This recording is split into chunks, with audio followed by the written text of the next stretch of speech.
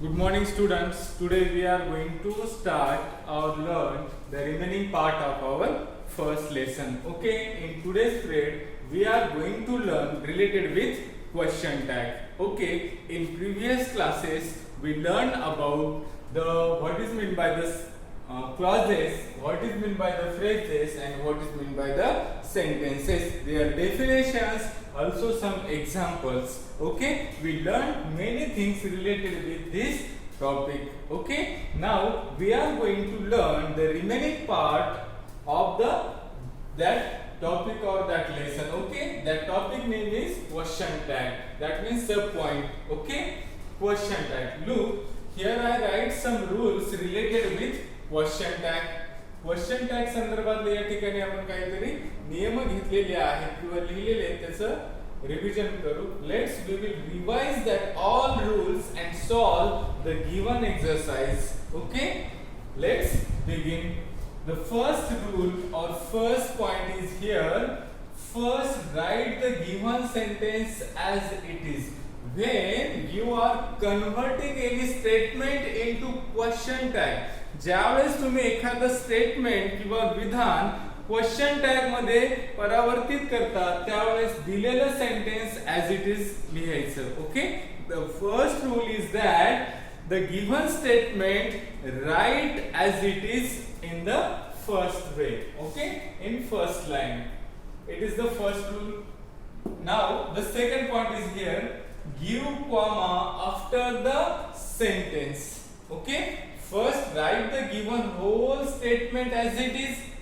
As it is म्हणजे जशास तसं लिहायचं. दिलेलं वाक्य जशास तसं लिहायचं. As it is म्हणजे काय, जशास तसे लिहायचे. Okay, now the after that sentence give comma.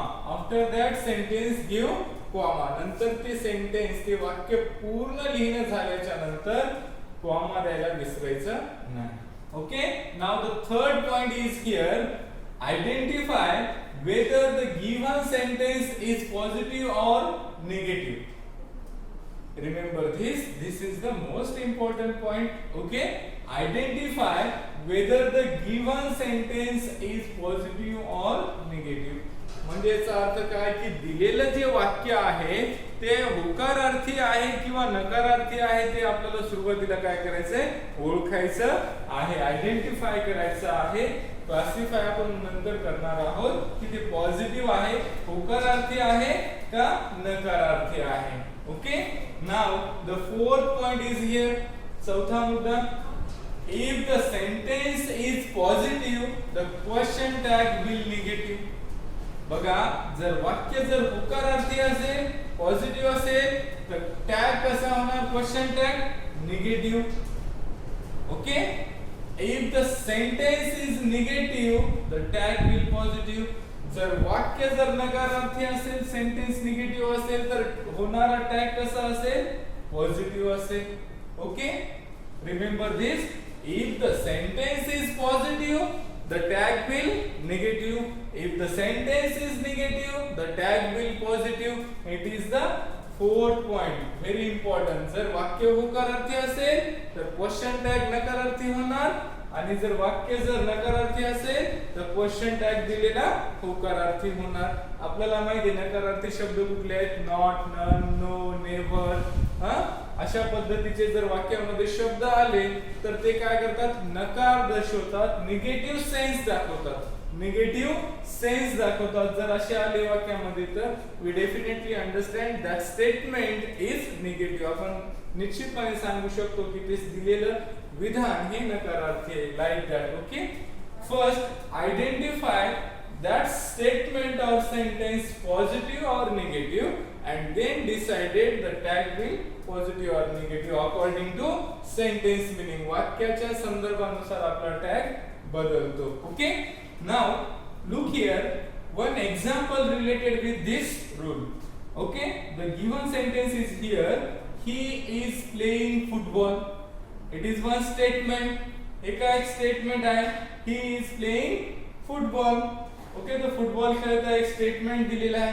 Now according to our first rule बघा, स्टार्टिंगला he is playing football. the given sentence write as it is. आपण दिलेलं वाक्य जशास तसं लिहिलं बघा. he is playing football. दिलेलं वाक्य given statement as it is लिहिलेलं आहे. नेक्स्ट इथे काय फर्स्ट स्टेटमेंट मध्ये full stop. Instead of that full stop give there or put there comma. या पूर्ण विरामाच्या ठिकाणी आपण काय देणार आहोत, कॉमा देणार आहोत. and then look here or identify this given statement is positive or negative. बघा दिलेले स्टेटमेंट कसं आहे, पॉझिटिव्ह आहे, खेळत आहे. याच्यात नकारार्थी वर्ड्स कुठला आलाय का, नॉट, नेव्हर, नो, नन अशा पद्धतीचा कुठलाही नाही आहे निगेटिव्ह सेन्स दर्शवणारा शब्द. So that this statement is positive. म्हणजे दिलेलं स्टेटमेंट कसं आहे आपलं, पॉझिटिव्ह आहे. मग टॅग कसा असेल आपला, निगेटिव्ह असेल. if the sentence is positive the tag will be negative. Negative असेल. नेक्स्ट आपल्याला काय करायचं आहे की यामध्ये दिलेले जे helping verb, do you know that helping verb, I already told you that am, is, are, was, were, okay, shall, should, may, might, can, could, like that, they are the helping verbs. Okay, will also helping verb. Okay, modal auxiliary are different and primary auxiliary verbs are different. Okay, I already told you that the types of helping verbs. मी सुरुवातीलाच तुम्हाला सांगितलेले की helping वर्बचे सहाय्यकारी क्रियापदाचे कसे प्रकार पडतात. Okay, now first identify the helping verb in that sentence. if there is no any helping verb you can use do, does, did according to tense meaning. जर वाक्यात एखादं सहाय्यकारी क्रियापद नसेल तर तुम्ही वाक्याच्या काळानुसार वर्तमान काळामध्ये do, does घेऊ शकता. जर थर्ड पर्सन सिंग्युलर असेल तर does यूज करायचं आणि बाकी इतर सब्जेक्ट असतील तर तुम्ही काय यूज करणार, डू वर्तमान काळामध्ये. आणि भूतकाळातला जर असेल तर did वापरणार. Okay, according to sentence meaning use helping verb. Okay, in this statement the helping verb is given here is. So convert that positive helping verb into negative form and write here the abbreviation form or short form. Abbreviation form म्हणजे काय, संक्षिप्त रूप, त्याला short form म्हणतो आपण. या ठिकाणी आपण लिहिलेला आहे isn't. बघा, I already told you that जर आपलं is not असेल तर आपण त्याला कसं लिहू शकतो, isn't लिहितो. ISN apostrophe T लिहितो. आपल्याला माहिती आहे यालाच काय म्हणतात, संक्षिप्त रूप म्हणतात. काय म्हणतात, संक्षिप्त रूप म्हणतात. ॲब्रिव्हिएशन फॉर्म म्हणतात, शॉर्ट फॉर्म म्हणतात. काय म्हणतात, शॉर्ट फॉर्म किंवा ॲब्रिव्हिएशन फॉर्म. ओके, लक्षात राहील की इज नॉट असेल तर isn't, was not असेल तर wasn't, will not असेल तर won't. इथे थोडासा फरक आहे, लक्षात असू द्या. इज नॉट असेल तर isn't, was not असेल तर wasn't, will not असेल तर काय होईल आपलं, will not असेल तर आपलं होतं won't. आणि एक मजेशीर, जर am असेल तर am चं काय होतं, am not असेल तर am I होतं. आणि फक्त am असेल तर काय होतं त्याचं, aren't I. Okay, I am असेल तर काय होतं त्याचं, aren't I.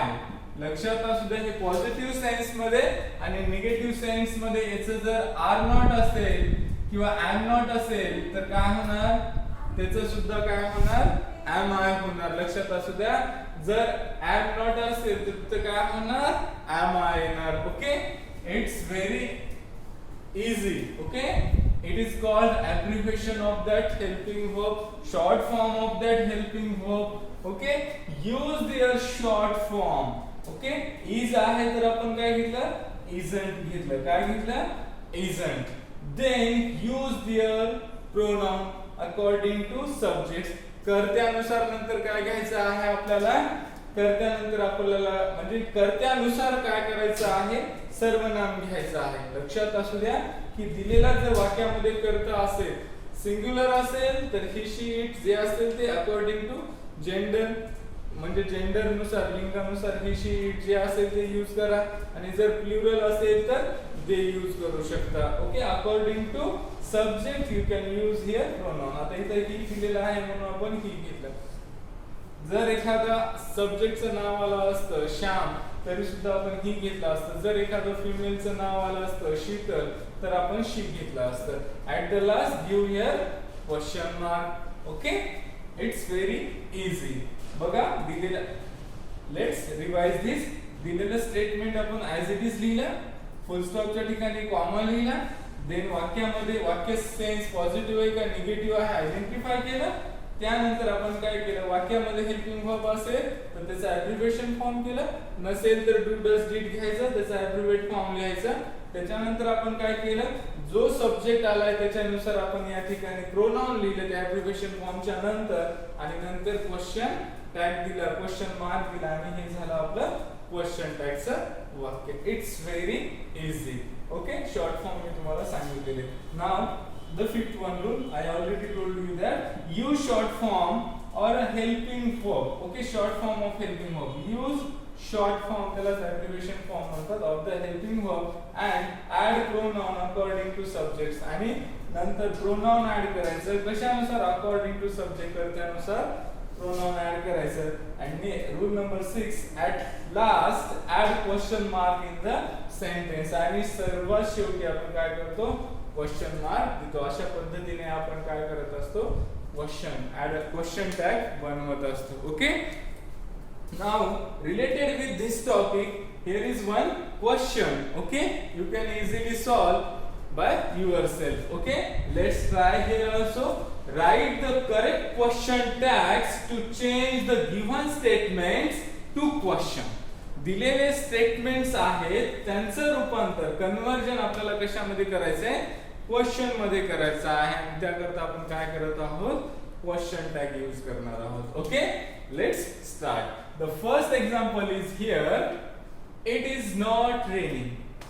It is not raining. The given sentence is here. Okay, first write down according to our first rule. आपल्याला पहिल्या नियमानुसार काय करायचं, दिलेलं वाक्य जशास तसं लिहायचं सुरुवातीला आन्सर मध्ये, it is not raining. Okay, clear. पहिला नियम काय म्हणतो, दिलेलं वाक्य जशास तसे लिहिलं. त्यानंतर दुसरा नियम काय म्हणतो, फुल स्टॉप वगळायचा, त्या ठिकाणी काय करायचा, कॉमा. काय यूज करायचा, comma. Very good, comma use करणार. Okay, then observe the statement, given statement is positive or negative. दिलेलं वाक्य पॉझिटिव्ह आहे का निगेटिव्ह आहे ऑब्झर्व करणार तुम्ही.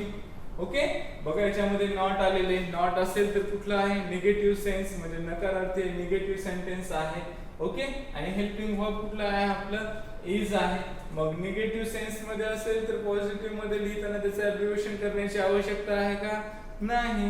ओके, जर वाक्य निगेटिव्ह असेल तर येणारा क्वेश्चन टॅग पॉझिटिव्ह असतो आणि त्याच्यामध्ये शॉर्ट फॉर्म लिहिण्याची आवश्यकता नसते.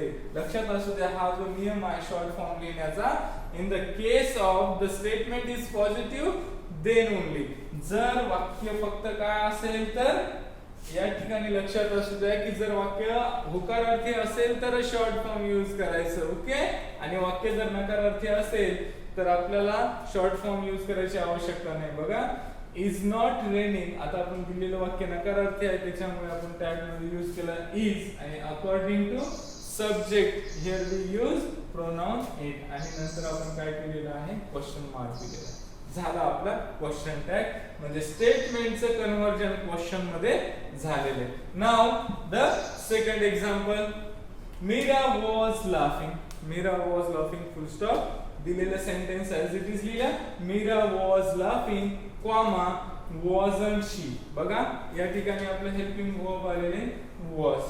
ओके, सेंटेन्स कसा आहे, पॉझिटिव्ह आहे. पॉझिटिव्ह असेल तर टॅग कसा होणार, निगेटिव्ह होणार. वॉजचं काय होणार, वॉजंट. आणि मीरा हे काय फिमेलचं नाव आहे मीरा, त्याच्यामुळे आपण प्रोनाउन यूज काय करणार, शी यूज करणार. आणि लास्टला आपण काय करतो, क्वेश्चन मार्क देतो. लक्षात राहील, या मीरासाठी आपण काय केलेले, फिमेल साठी आपण शी यूज केलेला आहे आणि वॉजचं शॉर्ट फॉर्म वॉजंट झालेले आहे. Okay, first write the whole sentence as it is, after that give the comma, then identify the statement is positive or negative, and then if the statement is positive the question tag will be negative, if the statement is negative the tag will be positive. Okay, and at the last According to subject, use here pronoun and then give question mark. Okay. Now next third one. Now I will take rapidly. Okay. They will go to the park. Okay. They will go to the park. Full stop. First write the sentence, whole sentence. They will go to the park. Add here comma. Then look here in this sentence the helping verb is will. So according to helping verb, look here the given statement is positive. दिलेलं वाक्य कसं आहे होकारार्थी आहे. मग tag कसा होईल negative. will चा शॉर्ट फॉर्म ॲब्रिव्हिएशन फॉर्म काय होईल owned. काय होईल owned. आणि त्याच्यानंतर काय होईल देचं देच राहील. लक्षात राहील. Next fourth example here I write direct answer. Okay या ठिकाणी मी डायरेक्ट आन्सर लिहिलेले आहे actually.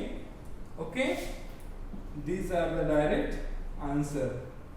Okay, arrow means answer. Remember this, arrow means answer.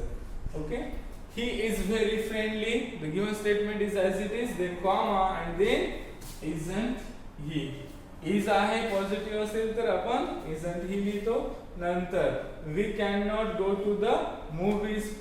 दिलेलं स्टेटमेंट जशास तसं comma then according to sentence. बघा काय आलेलं आपल्या इथं कॅन नॉट आलेलं आहे. कॅन नॉट निगेटिव्ह सेन्स मध्ये असेल तर पॉझिटिव्ह सेन्स मध्ये आपण काय घेणार कॅन बी घेणार.